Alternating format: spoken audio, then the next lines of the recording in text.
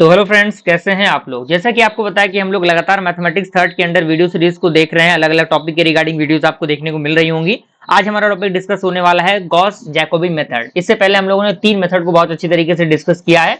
अगर आपने उनको नहीं देखा है तो I most humble request to all of you, please go and check it out. Okay, क्योंकि सारी चीजें एक दूसरे के इंटरकनेक्टेड है और सारी चीजें एक दूसरे से की कनेक्टिविटी में चल रही हैं। तो स्टेप बाय स्टेप चीजों को देखना आपका फर्ज बनता है, तभी आपको चीजें बहुत अच्छी तरीके से समझ में आएंगी। अगर आप बेहतर से बेहतरीन ग्रेड एग्जामिनेशन के अंदर हासिल करना चाहते हैं तो ठीक है। तो यहाँ पे गॉस जैकोबी मेथड का आपके पास एक फॉर्मेशन दिया है, यानी इक्वेशन कुछ इस प्रकार से दिया रहेगा और ये वर्किंग प्रोसेस बताया गया है कि कैसे हम जो इसके क्वेश्चन होते हैं उनको हम कैसे सॉल्व करते हैं। ठीक है, तो यहाँ पे लीनियर इक्वेशन दिया रहेगा a1x plus b1y plus c1z is equal to d1, a2x plus b2y plus c2z is equal to d2, a3x plus b3y plus c3z is equal to d3। ठीक है, यहाँ पे हमें इस फॉर्मेशन में इक्वेशन को लिख लेना है।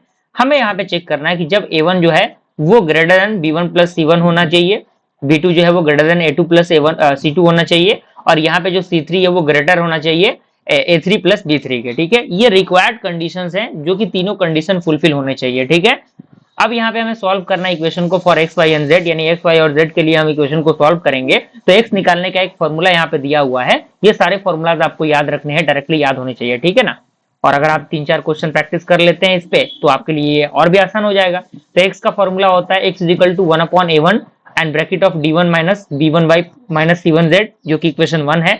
y का वैल्यू है 1/b2 bracket of d2 minus a2x minus c2z, z का वैल्यू है 1/c3 d3 minus a3x minus b3y। ठीक है, तो ये आपके कुछ कंडीशंस हैं फॉर्मूलाज के।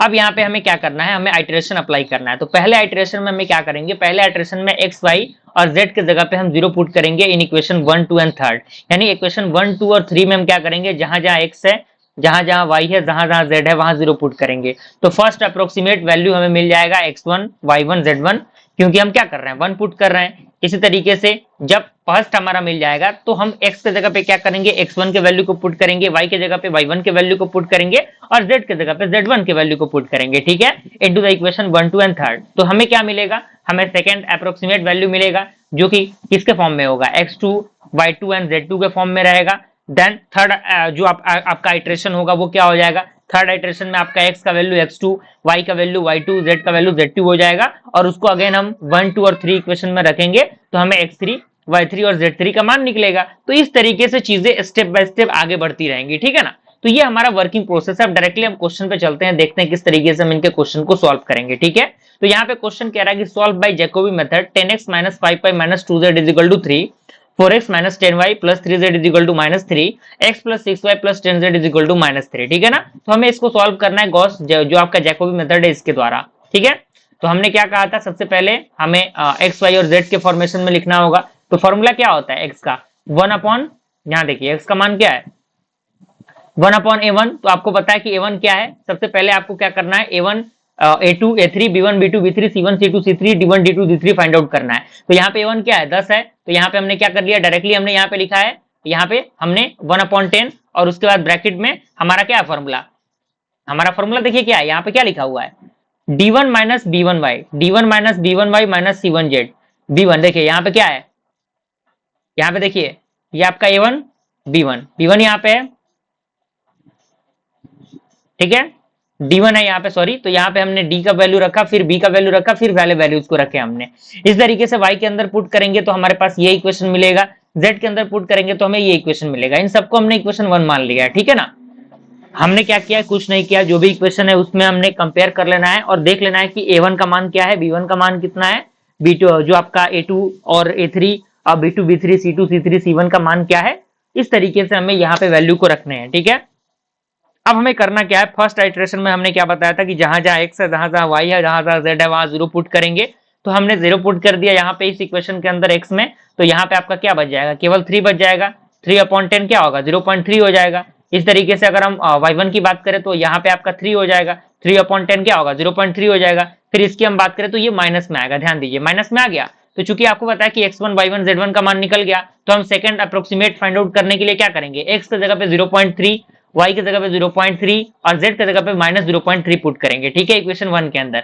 तो अगेन हमें पुट करेंगे तो हम x2 y2 और z2 निकालेंगे। तो x2 का मान हमारा कुछ इस प्रकार से निकलेगा 0.39, y2 का मान कितना निकल जाएगा, y2 का मान आपका 0.33 निकल जाएगा और z2 का मान कितना निकल जाएगा, -0.51 निकल जाएगा। ठीक है, अब अगेन हमें क्या करना है, third approximate root find out करना है। तो थर्ड के लिए क्या करेंगे, x का मान कितना हो जाएगा, ये आपका 0.39 हो जाएगा, y का मान 0.33 हो जाएगा, z का मान -0.51 हो जाएगा। अब इसको इक्वेशन 1 के अंदर हमें पुट करना है, तो हमें x3 का मान निकलेगा। तो x3 का मान यहाँ पे 0.363 निकल गया, y3 का मान 0.303 निकल गया, उसका z3 का मान -0.537 निकल गया। ठीक है, तो ये सारी चीजें निकल गई थर्ड अप्रोक्सीमेट रूट में। तो फोर्थ अप्रोक्सीमेट रूट में क्या करेंगे, x का मान जो हमारा दिया है इसको लेंगे, y के मान को लेंगे और z के मान के लेंगे और वहां पे x4, y4 और z4 निकालेंगे। तो x का 4 का जो वैल्यू है वो 0.3441 आया, y4 का जो वैल्यू है 0.2841 आया और z4 का जो वैल्यू है -0.5181 आया। ठीक है, तो यहाँ पे हमने पुट किया और यहाँ से हमें फिर fifth approximate root find out करना है।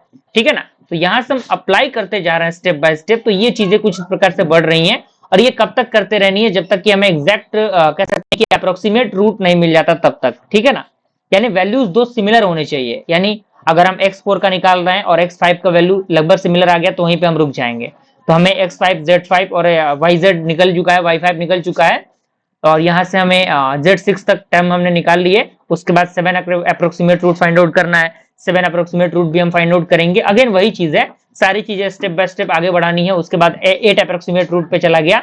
आप देख सकते हैं ये क्वेश्चन कितना ज्यादा अपने आप में एक बेहतर रोल प्ले करता है और इसके अंदर हम कर क्या रहे हैं, कुछ नहीं है, बस स्टेप बाय स्टेप वैल्यू को रख रहे हैं और हम सॉल्व कर रहे हैं। ठीक है ना, एक्स वाई और जेड के लिए। तो यहाँ पे z8 तक के टर्म निकल जाएंगे, फिर 9th अप्रोक्सीमेट रूट निकालेंगे तो कुछ इस प्रकार से चीजें निकलेंगी।